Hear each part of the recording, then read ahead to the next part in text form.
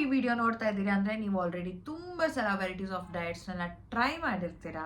Diet start ಮಾಡೋದು ಅಮ್ಮಯ್ಯ ನಾನು ವೆಯ್ಟ್ ಲಾಸ್ ಆಗಿಬಿಟ್ಟೆ ಅಂತ ಹೇಳಿ ಆ್ಯಸ್ ಯೂಶುವಲ್ ಮತ್ತೆ ನಾರ್ಮಲ್ ಆಗಿ ತಿನ್ನೋದು, ಹೌದಲ್ವಾ? ಆ್ಯಕ್ಚುಲಿ ಸೇಮ್ ನಾನು ಕೂಡ ಹಾಗೆ. ಬಟ್ ಈ ವಿಡಿಯೋದಲ್ಲಿ ನಿಮಗೆ ಹೇಳೋ information diet awareness, life long ನಾವು ಡಯಟ್ ಮಾಡ್ತಿದ್ದೀವ ಅಂತ ಕೂಡ ಅನಿಸ್ಬಾರ್ದು ಅಂತ ಡಯಟ್ ಬಗ್ಗೆ ಹೇಳ್ತಿದ್ದೀನಿ. ಯಾವ ರೀತಿ ಮೀಲ್ ತಗೋಬೇಕು, ಹಸುವನ್ನ ಕಂಟ್ರೋಲ್ ಮಾಡದೆ ಹೊಟ್ಟೆ ತುಂಬಾ ತಿಂದು ಹೇಗೆ ವೇಟ್ ಲಾಸ್ ಮಾಡಬೇಕು ಅಂಡ್ ಲಾಂಗ್ ಟರ್ಮ್ ವರ್ಗೂ ಸಸ್ಟೈನಬಲ್ ಆಗಿ ಹೇಗೆ ಮಾಡೋದು, ನಿಮ್ಮ ತಲೆಯಲ್ಲಿರೋ ಡೌಟ್ಸ್ಗೆಲ್ಲ ನಾನು ಈ ವಿಡಿಯೋದಲ್ಲಿ ಡೀಟೇಲ್ ಆಗಿ ಇನ್ಫಾರ್ಮೇಶನ್ ಕೊಟ್ಟಿದ್ದೀನಿ. ನಿಜ ಹೇಳ್ಬೇಕಂದ್ರೆ ನಾನು ಕೂಡ ಇದೇ ಕ್ವೆಶನ್ಸ್ ಇಂದ ಡಯಟ್ ಸ್ಟಾರ್ಟ್ ಮಾಡಿದ್ದು. ಅದಕ್ಕೆ ಈ ವಿಡಿಯೋದಲ್ಲಿ ನಾನು ಯಾವುದೇ ಬುಕ್ಕಲ್ಲಿರೋ ರೂಲ್ಸ್ ಬಗ್ಗೆ ಹೇಳಿಲ್ಲ, ನ್ಯೂಟ್ರಿಷನಿಸ್ಟ್ ಥರ ಲೆಕ್ಚರ್ ಕೊಟ್ಟಿಲ್ಲ. ನಾನು ಮಾಡಿದಂಥ ಡಯಟ್ ನನ್ನ ಬಾಡಿಗೆ ಹೇಗೆ ವರ್ಕ್ ಆಯಿತು, ನಾನು ಏನೇನೆಲ್ಲ ತಪ್ಪು ಮಾಡಿದೆ, ನಾನು ಹೇಗೆ ಸಸ್ಟೈನ್ ಮಾಡೋಕ್ಕೆ ಸಾಧ್ಯ ಆಯಿತು ಅಂತ ಮಾತ್ರ ಹೇಳ್ತೀನಿ. ವಿಡಿಯೋ ಸ್ಕಿಪ್ ಮಾಡಿದೆ, ವಿಡಿಯೋ ಫಾರ್ವರ್ಡ್ ಮಾಡಿದೆ ನೋಡಿ. ನೀವೇನಾದರೂ ನನ್ನ ಚಾನಲ್ನ ಫಸ್ಟ್ ಟೈಮ್ ನೋಡ್ತಿದ್ರೆ, ಹಾಗೆ ನನ್ನ ವಿಡಿಯೋನ ಹೊಸದಾಗಿ ನೋಡ್ತಾ ಇದ್ರೆ ಈಗಲೇ ಹೇಳ್ತೀನಿ, ನನ್ನ ಪ್ರೀವಿಯಸ್ ವಿಡಿಯೋಸ್ನೆಲ್ಲ ಚೆಕ್ ಮಾಡಿ ವೆಯ್ಟ್ ಲಾಸ್ ಹೇಗೆ ಮಾಡಿದೆ ಆ್ಯಂಡ್ ಯಾಕೆ ಸ್ಟಾರ್ಟ್ ಮಾಡಿದೆ ಅಂತ ಕೂಡ ಹೇಳಿದ್ದೀನಿ. ಪ್ಲೇಲಿಸ್ಟ್ ಇದೆ, ಬೇಕಾದರೆ ನೀವು ಚೆಕ್ ಮಾಡ್ಬೋದು. ಆ್ಯಂಡ್ ಇಂಟರ್ಮಿಟೆಂಟ್ ಫಾಸ್ಟಿಂಗ್ ಅಂದರೆ ಏನು ಆ್ಯಂಡ್ ಟೈಪ್ಸ್ ಬಗ್ಗೆ ಕೂಡ ಕ್ಲಿಯರ್ ಆಗಿ ಹೇಳಿದ್ದೀನಿ. ಆ ಒಂದು ವಿಡಿಯೋಸ್ನ ನೀವು ನೋಡಿದ್ರೆ ಈ ವಿಡಿಯೋ ನಿಮಗೆ ಇನ್ನು ಕ್ಲಿಯರ್ ಆಗಿ ಅರ್ಥ ಆಗುತ್ತೆ. ಆ್ಯಂಡ್ ಈಗ ಡೈರೆಕ್ಟ್ ಆಗಿ ಮೇನ್ ಪಾಯಿಂಟಿಗೆ ಬರೋಣ. ಹಾಯ್, ಹಲೋ, ನಮಸ್ಕಾರ, welcome back to my YouTube channel.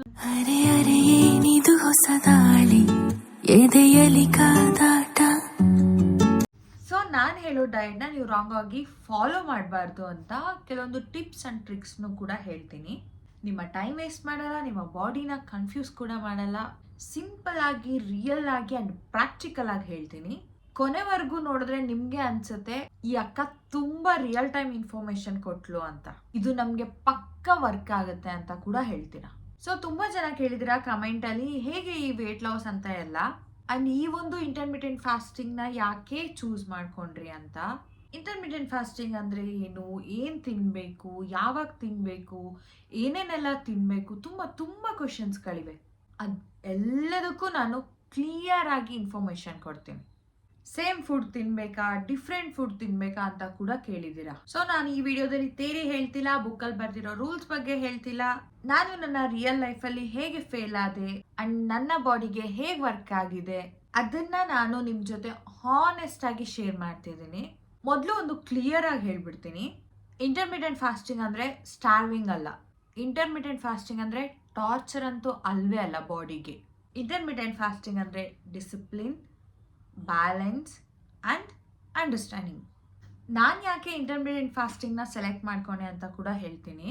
ಈ ಒಂದು ಲೈಫ್ ಸ್ಟೈಲಲ್ಲಿ ಫುಡ್ ರಿಸ್ಟ್ರಿಕ್ಷನ್ ಇಲ್ಲ, ಏನಾದರೂ ತಿನ್ಬೋದು, ಪ್ರತಿಯೊಂದು ಫುಡ್ನ ಕೂಡ ತಿನ್ಬೋದು. ಬಟ್ ಒಂದೇ ರೂಲ್, ನಮ್ಮ ಲಾಸ್ಟ್ ಮೀಲ್ 6:30 to 7 PM ಒಳಗಡೆನೆ ಆಗಿರಬೇಕು. ರಿಸ್ಟ್ರಿಕ್ಷನ್ ಏನೂ ಇಲ್ಲದ ಕಾರಣ ಇದನ್ನು ನಾನು ತುಂಬ ದಿನ ಮಾಡ್ಬೋದು ಅಂತ ನನಗನ್ಸಿತ್ತು. ಡಯಟ್ ಮಾಡ್ತಿದ್ದೀವಿ ಅಂತ ಫೀಲಿಂಗ್ ಬರಲ್ಲ, ಒಂದು ಲೈಫ್ ಸ್ಟೈಲ್ ಥರ ಫಾಲೋ ಮಾಡ್ಬೋದು. ಅದಕ್ಕೆ ನಾನು ಫಸ್ಟ್ ಒಂದು ಚಾಲೆಂಜ್ ಥರ ತಗೊಂಡೆ. ಇದನ್ನ ಮಾಡ್ತೀನೋ ಇಲ್ವೋ ಅಂತ ಗೊತ್ತಿಲ್ಲ, ಬಟ್ ಆದರೆ 30 days ಟ್ರೈ ಮಾಡಿದೆ. 30 days ಇಂಟರ್ಮಿಟೆಂಟ್ ಫಾಸ್ಟಿಂಗ್ನ ಮಾಡಿದೆ. ಹಾನೆಸ್ಟ್ ಆಗಿ ಹೇಳ್ಬೇಕಂದ್ರೆ ರಿಸಲ್ಟ್ಸ್ ತುಂಬ ಚೆನ್ನಾಗಿ ಬಂತು. ಫಸ್ಟ್ ಇಂಟರ್ಮಿಟೆಂಟ್ ಫಾಸ್ಟಿಂಗ್ ಸ್ಟಾರ್ಟ್ ಮಾಡಿದಾಗ ನಾನು ಯೂಟ್ಯೂಬ್ ಮಾಡ್ತಿರ್ಲಿಲ್ಲ, ಬಟ್ ಲಾಸ್ಟ್ ಇಯರ್ ನಾನು ಯೂಟ್ಯೂಬ್ ಸ್ಟಾರ್ಟ್ ಮಾಡಿದಾಗ ನಿಮಗೋಸ್ಕರ ಅಂತ ಮತ್ತೆ 30 days ಇಂಟರ್ಮಿಟೆಂಟ್ ಫಾಸ್ಟಿಂಗ್ ಸ್ಟಾರ್ಟ್ ಮಾಡಿದೆ. ಅದರಲ್ಲಿ ಏನು ತಿಂದೆ, ಎಷ್ಟು ತಿಂದೆ, ಯಾವ್ಯಾವ ದಿನ ಏನೇನೆಲ್ಲ ತಿಂದೆ ಅದೆಲ್ಲದನ್ನು ನನ್ನ ಯೂಟ್ಯೂಬ್ ಶಾರ್ಟ್ಸಲ್ಲಿ ಅಪ್ಲೋಡ್ ಮಾಡಿದ್ದೀನಿ. ಅಂಡ್ ಇಂಟರ್ಮಿಟೆಂಟ್ ಫಾಸ್ಟಿಂಗ್ ಪ್ಲೇಲಿಸ್ಟ್ ಕೂಡ ಇದೆ, ಚೆಕ್ ಮಾಡಿ. ಇದೊಂದೇ ಅಲ್ಲ, ಇಂಟರ್ಮಿಟೆಂಟ್ ಫಾಸ್ಟಿಂಗ್ ಸ್ಟಾರ್ಟ್ ಮಾಡೋ ಮುಂಚೆ ನನ್ನ ಫೇಸ್ ಹಾರ್ಮೋನ್ ಇಂಬ್ಯಾಲೆನ್ಸಿಂದ ಕೆಟ್ಟದಾಗಿತ್ತು. ಆ ಫೋಟೋಸ್ ಕೂಡ ಆ್ಯಡ್ ಮಾಡ್ತೀನಿ. ದೊಡ್ಡ ಪಿಂಪಲ್ಸ್, ಇನ್ಫ್ಲಮೇಷನ್, ಕಾನ್ಫಿಡೆನ್ಸ್ ಅಂತೂ ಝೀರೋ. ಆದರೆ ಇಂಟರ್ಮಿಟೆಂಟ್ ಫಾಸ್ಟಿಂಗ್ ಸ್ಟಾರ್ಟ್ ಮಾಡಿದಾಗ ಸ್ಲೋ ಆಗಿ ಚೇಂಜಸ್ ಆಯಿತು. ಈಗ ಸಣ್ಣ ಸಣ್ಣ ಮಾರ್ಕ್ಸ್ ಬಿಟ್ಟರೆ ಪಿಂಪಲ್ಸ್ ಎಲ್ಲ ಹೋಗಿದೆ. ಅಫ್ಕೋರ್ಸ್ ಬ್ಲ್ಯಾಕ್ ಸ್ಪಾಟ್ಸ್ ಇದೆ, ಅದು ಇಮಿಡಿಯೇಟ್ ಆಗಿ ಹೋಗಲ್ಲ ಅಲ್ವಾ, ಇದು ಮ್ಯಾಜಿಕ್ ಅಲ್ಲ. ನಾನು 30 days ಇಂಟರ್ಮಿಟೆಂಟ್ ಫಾಸ್ಟಿಂಗ್ ಫಾಲೋ ಮಾಡಿದೆ. ಆ 30 daysಲ್ಲಿ ನಾನು ಫಿಕ್ಸ್ಡ್ ಒಂದೇ ಟೈಮಲ್ಲಿ ತಿಂತಾ ಇದ್ದೆ. ಆ ಟೈಮ್ನ ನಾನು ಚೇಂಜ್ ಮಾಡ್ಕೊಂಡಿಲ್ಲ, ನಾನು ಚೂಸ್ ಮಾಡಿದ್ದು 16:8 ಫಾಸ್ಟಿಂಗ್ ವಿಂಡೋನ. ಸೊ ಮಾರ್ನಿಂಗ್ 9:30ಗೆ ನನ್ನ ಫಸ್ಟ್ ಮೀಲ್ ಆಗಿದ್ರೆ ಆ್ಯಂಡ್ ಈವ್ನಿಂಗ್ 7:30ಗೆ ನನ್ನ ಲಾಸ್ಟ್ ಮೀಲ್ ಆಗಿರ್ತಾ ಇತ್ತು. ಡಾಕ್ಟ್ರು ಕೂಡ ಹೇಳ್ತಾರೆ ಅಲ್ವಾ, ಮಧ್ಯಾಹ್ನ ಟೈಮಲ್ಲಿ ಚೆನ್ನಾಗಿ ಊಟ ಮಾಡಿ, ಮಿಕ್ಕಿದ ಟೈಮಲ್ಲಿ ಕಡಿಮೆ ಊಟ ಮಾಡಿ ಅಂತ. ಸೊ ಈ ಒಂದು ಮೆಥಡ್ನ ನಾನು ಚೂಸ್ ಮಾಡ್ಕೊಂಡೆ. ಅಂಡ್ ಮತ್ತೆ ನಮ್ಮ ಬಾಡಿ ಈ ಟೈಮಲ್ಲಿ ನ್ಯಾಚುರಲ್ ಸರ್ಕ್ಯಾಡಿಯನ್ ರಿದಮ್ ಅಲ್ಲಿ ಇರುತ್ತೆ, ಮೆಟಬಾಲಿಕ್ ಫಂಕ್ಷನ್ ಪೀಕ್ ಅಲ್ಲಿ ಇರುತ್ತೆ. ಅಂಡ್ ಸಿಂಪಲ್ ಆಗಿ ಹೇಳ್ಬೇಕು ಅಂದ್ರೆ ನಮ್ಮ ಡೈಜೆಸ್ಟಿವ್ ಬೆಂಕಿಯಷ್ಟು ಸ್ಟ್ರಾಂಗ್ ಆಗಿರುತ್ತೆ. ಆಗ ಬಾಡಿ ಫುಡ್ ನ ಈಸಿಯಾಗಿ ಡೈಜೆಸ್ಟ್ ಮಾಡ್ಕೊಳ್ಳುತ್ತೆ. ಅದಕ್ಕೆ ನಾನು ಈ ಒಂದು ಟೈಮಿಂಗ್ಸ್ ನ ಸೆಲೆಕ್ಟ್ ಮಾಡ್ಕೊಂಡೆ. ಸ್ಟಾರ್ಟಿಂಗ್ ಡೇಸ್ ಅಲ್ಲಿ ಕಷ್ಟ ಆಯ್ತು, ಬಟ್ ಬಾಡಿ ಅಡ್ಜಸ್ಟ್ ಆಗೋಕೆ ಸ್ಟಾರ್ಟ್ ಆಯ್ತು ಅಂಡ್ ಚೇಂಜಸ್ ನಂಗೂ ಫೀಲ್ ಆಯ್ತು. ಇದರಿಂದ ನನ್ನ ಡೈಜೆಷನ್ ಇಂಪ್ರೂವ್ ಆಯ್ತು, ಕ್ರೇವಿಂಗ್ಸ್ ಕಡಿಮೆ ಆಯ್ತು, ಬಾಡಿ ಕಾಮ್ ಆಗಿ ರೆಸ್ಪಾಂಡ್ ಮಾಡಕ್ಕೆ ಸ್ಟಾರ್ಟ್ ಆಯ್ತು. ಈಗ ಮೇನ್ ಕ್ವೆಶನ್ ಬರ್ತೀನಿ. ಈ ಒಂದು ಇಂಟರ್ಮಿಡಿಯೇಟ್ ಫಾಸ್ಟಿಂಗ್ ಅಲ್ಲಿ ಏನ್ ತಿನ್ಬೇಕು, ಹೇಗ್ ತಿನ್ಬೇಕು? ಇಲ್ಲಿ ತುಂಬಾ ಜನ ಮಾಡೋ ಮಿಸ್ಟೇಕ್ ಇದೆ. ಡಯಟ್ ಅಂತ ಹೇಳಿದ ತಕ್ಷಣ ಡೈಲಿ ತಿನ್ನೋ ಊಟದಲ್ಲಿ ಅಷ್ಟು ತಿನ್ನೋರು ಇಷ್ಟೇ ತಿನ್ನೋದು, ಇಲ್ಲ ಒಂದು ಪಲ್ಯ ಇಟ್ಕೊಳ್ಳೋದು, ಇಲ್ಲ ಅಂದ್ರೆ ಆ ಪಲ್ಯನ ಕೂಡ ಕಡಿಮೆ ಮಾಡ್ತಾರೆ, ಅದನ್ನೇ ಡಯಟ್ ಅನ್ಕೊಬಿಡ್ತಾರೆ. ಇದು ಡಯಟ್ ಅಲ್ಲ ಕಣ್ರು, ಇದು ಹೊಟ್ಟೆನ ಬದಲಾಯಿಸೋದು. ಹೊಟ್ಟೆ ಫುಲ್ ಅನ್ಸಲ್ಲ, ಸೊ ಸ್ವಲ್ಪ ದಿನ ಫಾಲೋ ಮಾಡಿ ಗಿವ್ ಅಪ್ ಮಾಡ್ಬಿಡ್ತೀರಾ. ಇನ್ನೊಂದೇನಂದ್ರೆ ಇಂಟರ್ಮಿಡಿಯೇಟ್ ಫಾಸ್ಟಿಂಗ್ ಅಲ್ವಾ, ಏನಾದ್ರೂ ತಿನ್ಬೋದು ಅಂದ್ರಿ ಅಲ್ವಾ ನೀವು ಅಂತ daily biryani, daily cakes, pastries, doughnuts ತಿಂತಾರೆ, ಇಲ್ಲಾಂದ್ರೆ ಹೊಟ್ಟೆ ಖಾಲಿ ಇಟ್ಕೊಂಡು ಏನು ತಿಂದೇನು ಇರ್ತಾರೆ. ಈ ತರ ಮಾಡೋದು ತುಂಬಾನೇ ರಾಂಗ್. ಓಕೆ ಅಕ್ಕ, ಮತ್ತೆ ಹೇಗ್ ಮಾಡೋದು ಡಯಟ್ ಅಂತೀರಾ? ಅದನ್ನ ಕೂಡ ಹೇಳ್ತೀನಿ, ವಿಡಿಯೋ ಸ್ಕಿಪ್ ಮಾಡಬೇಡಿ, ಫಾರ್ವರ್ಡ್ ಮಾಡಬೇಡಿ. ಇಂಟರ್ಮಿಡಿಯೇಟ್ ಫಾಸ್ಟಿಂಗ್ ಅಲ್ಲಿ ಹೊಟ್ಟೆ ತುಂಬಾ ತಿನ್ಬೇಕು, ಅದ್ರ ಆರ್ಡರ್ ಕರೆಕ್ಟ್ ಆಗಿ ಇರಬೇಕು. ನಾನು ಫಾಲೋ ಮಾಡಿದ್ದ ಆರ್ಡರ್ ಬಗ್ಗೆ ಹೇಳ್ತೀನಿ. First fibre. ನಿಮ್ಮ ಪ್ಲೇಟ್ ಅಲ್ಲಿ ಹಾಫ್ ಪ್ಲೇಟ್ ಫೈಬರ್ ಇರಬೇಕು. ಲೈಕ್ ಸೌತೆಕಾಯಿ, ಕ್ಯಾರೆಟ್, ಹೂಕೋಸು, ಬೀಟ್ರೋಟು, ಟೊಮೆಟೊ, ಬೀನ್ಸ್, ಈ ತರ ಹೈ ಫೈಬರ್ ತರಕಾರಿಗಳಿರಬೇಕು. ಫಸ್ಟ್ ಫೈಬರ್ ತಿನ್ಬಿಟ್ರೆ ನಿಮ್ಮ ಇನ್ಸುಲಿನ್ ಲೆವೆಲ್ ಸ್ಪೈಕ್ ಆಗಲ್ಲ. ನೀವು ಒಂದಿನ ಟ್ರೈ ಮಾಡಿ ನಾನು ಹೇಳೋ ತರ. ಫಸ್ಟ್ ಕಾರ್ಬ್ಸ್ ತಿನ್ಬಿಡಿ, ಆ ಇಡೀ ದಿನ ಹೊಟ್ಟೆ ಹಸಿವು ಇರುತ್ತೆ, ಕ್ರೇವಿಂಗ್ಸ್ ಬರುತ್ತೆ, ಮತ್ತೆ ಕಾರ್ಬ್ಸ್ ನ ತಿನ್ಬೇಕನ್ಸುತ್ತೆ. ಏನಕ್ಕಂದ್ರೆ ಕಾರ್ಬ್ಸ್ ನ ಬೇಗ ಡೈಜೆಸ್ಟ್ ಮಾಡ್ಕೊಳ್ಳುತ್ತೆ ನಮ್ಮ ಬಾಡಿಗೆ ಕಷ್ಟಪಡೋ ಅವಸರ ಇಲ್ಲ, ಅದಕ್ಕೆ ಕ್ಯಾಲೋರೀಸ್ ಜಾಸ್ತಿ ಬರ್ನ್ ಆಗೋಲ್ಲ.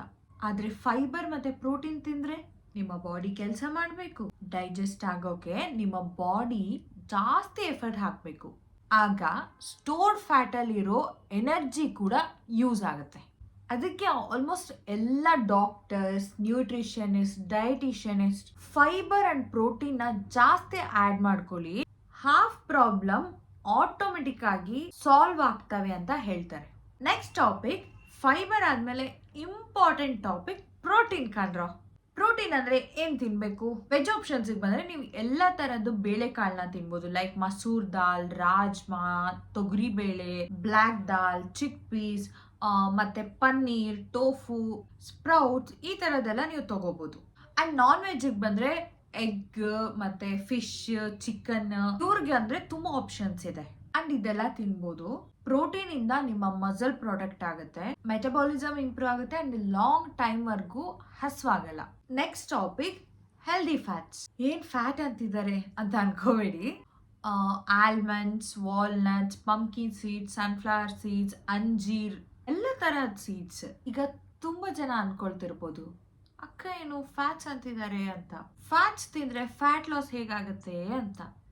ಏನ್ ಗೊತ್ತಾ, ಇದೆಲ್ಲ ಹೆಲ್ತಿ ಫ್ಯಾಟ್ಸ್. ಹೆಲ್ತಿ ಫ್ಯಾಟ್ಸ್ ನಿಮ್ಮ ಬ್ರೈನ್ಗೆ ತುಂಬಾನೇ ಇಂಪಾರ್ಟೆಂಟ್, ಹೇರ್ ಗ್ರೋತ್ಗೂ ಒಳ್ಳೇದು. ರಾಂಗ್ ಫ್ಯಾಟ್ಸ್ ಲೈಕ್ ಜಂಕ್ ಮತ್ತೆ ಆರ್ಟಿಫಿಷಿಯಲ್ ಕಲರ್ಸ್ ಮತ್ತೆ ಮೈದಾಯಿಂದ ಮಾಡಿದಂತ ಫುಡ್, ಇದೆಲ್ಲ ನಿಮ್ಮ ಬಾಡಿಗೆ ಪ್ರಾಬ್ಲಮ್. ಆದ್ರೆ ಗುಡ್ ಫ್ಯಾಟ್ಸ್ ನಿಮ್ಮ ವೇಟ್ ಲಾಸ್ಗೆ ಬೆಸ್ಟ್ ಫ್ರೆಂಡ್ ತರ ವರ್ಕ್ ಮಾಡುತ್ತೆ. Last topic carbohydrates like rice, chapati, dosa, idli ಎಲ್ಲ ತಿನ್ಬೋದು, ಆದ್ರೆ ಪೋರ್ಷನ್ ಕಂಟ್ರೋಲ್ ಇಂಪಾರ್ಟೆಂಟ್. ಈಗ ಒಂದು ಇಂಪಾರ್ಟೆಂಟ್ ಸೀಕ್ರೆಟ್ ಹೇಳ್ತೀನಿ. ನೀವು ನಿಧಾನವಾಗಿ ತಿಂದ್ರೆ first 15 to 20 minutes fibre plus protein digest ಆಗೋಕೆ ಸ್ಟಾರ್ಟ್ ಆಗುತ್ತೆ.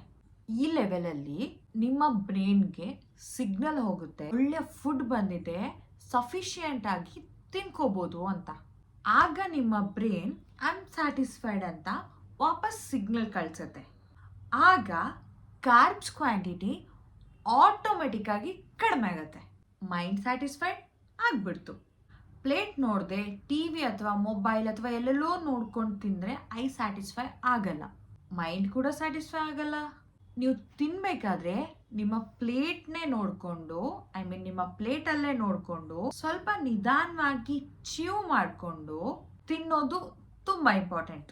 ಫಾಸ್ಟ್ ಆಗಿ ತಿಂದರೆ ಬ್ರೈನ್ಗೆ ಸಿಗ್ನಲ್ ಹೋಗಲ್ಲ. ಅದಕ್ಕೆ ನಿಧಾನವಾಗಿ ತಿನ್ನಬೇಕು. ಯಾಕೆ ಇಷ್ಟೊಂದು ಸಲ ಹೇಳ್ತಿದ್ದೀನಿ ಅಂತ ನೀವೇ ಅರ್ಥ ಮಾಡ್ಕೋಬೇಕು. ಅಂಡ್ ಮತ್ತೊಂದು ಇಂಪಾರ್ಟೆಂಟ್ ಟಾಪಿಕ್, ಪ್ರೋಬಯೋಟಿಕ್ಸ್. ಮೊಸರು ಅಥವಾ ಮಜ್ಜಿಗೆ ನನ್ನ ಫೇವ್ರೇಟ್. ಮೊಸರು ನಮ್ಮ ಗಟ್ ಹೆಲ್ದಿಯಾಗಿದ್ರೇ ವೇಟ್ ಲಾಸ್ ಸ್ಮೂತಾಗಿ ಆಗುತ್ತೆ. ಆ್ಯಂಡ್ ಎಸ್, ವಾಟರ್, ನೀರನ್ನ daily compulsory minimum 2.5 to 3 litre ಕುಡಿಲೇಬೇಕು. ಇಂಟರ್ಮಿಟೆಂಟ್ ಫಾಸ್ಟಿಂಗ್ ಅಂದರೆ ಫುಡ್ ಒಂದೇ ಅಲ್ಲ, ನಮ್ಮ ಬಾಡಿ ಹೈಡ್ರೇಷನ್ ಕೂಡ ತುಂಬಾ ಇಂಪಾರ್ಟೆಂಟ್. ನೀರು ಕಡಿಮೆ ಕುಡಿದ್ರೆ ಡಿಹೈಡ್ರೇಷನ್ ಆಗುತ್ತೆ, ಅದರಿಂದ ಹಸಿವು ಅಂತ ಫೀಲಿಂಗ್ ಸ್ಟಾರ್ಟ್ ಆಗುತ್ತೆ ಆ್ಯಂಡ್ ಕ್ರೇವಿಂಗ್ಸ್ ಕೂಡ ಜಾಸ್ತಿ ಆಗುತ್ತೆ. ಆ್ಯಂಡ್ ಪ್ರಾಬ್ಲಮ್ ಇರೋದು ಫುಡ್ಡಲ್ಲಿ ಅಷ್ಟೇ ಅಲ್ಲ, ಆರ್ಡರಲ್ಲಿ ಕೂಡ ಇರುತ್ತೆ. ಇನ್ನೊಂದು ಸತ್ಯ ಏನಂದರೆ, ನಾನು ಎಲ್ಲ ಹುಡುಗಿರ್ ಥರನೇ ನನಗೂ ಕ್ರೇವಿಂಗ್ಸ್ ಬರುತ್ತೆ, ನನಗೂ ಚೀಟ್ ಡೇಸ್ ಮಾಡ್ಬೇಕನ್ಸುತ್ತೆ ಆ್ಯಂಡ್ ಮಾಡಿದ್ದೀನಿ ಕೂಡ. ತುಂಬ ಜನ ವೆಯ್ಟ್ ಲಾಸ್ ಆದಮೇಲೆ ಮತ್ತೆ ಓಲ್ಡ್ ರೊಟೀನ್ಗೆ ಹೋಗ್ತಾರೆ ಅಲ್ವಾ. ಎಕ್ಸಾಕ್ಟ್ ಡಬಲ್ ಸ್ಪೀಡಲ್ಲಿ ಮತ್ತೆ ವೇಟ್ ರಿಗೇನ್ ಆಗಿಬಿಡುತ್ತೆ. ಸೊ ಅದಕ್ಕೆ ನಾನು ಡಿಸೈಡ್ ಮಾಡಿದ್ದೀನಿ, ಡಯಟ್ ಮಾಡೋದು ಲೈಫ್ ಲಾಂಗ್ ಮಾಡೋ ಥರ ಹ್ಯಾಬಿಟ್ನ ಅಡಾಪ್ಟ್ ಮಾಡ್ಕೋಬೇಕು ಅಂತ. ನೀವು ಯಾವಾಗಲೂ ಡಯಟ್ ಸ್ಟಾರ್ಟ್ ಮಾಡೋ ಮುಂಚೆ ಬಾಡಿನ ಕ್ಲಿಯರಾಗಿ ಸ್ಟಡಿ ಮಾಡಿ.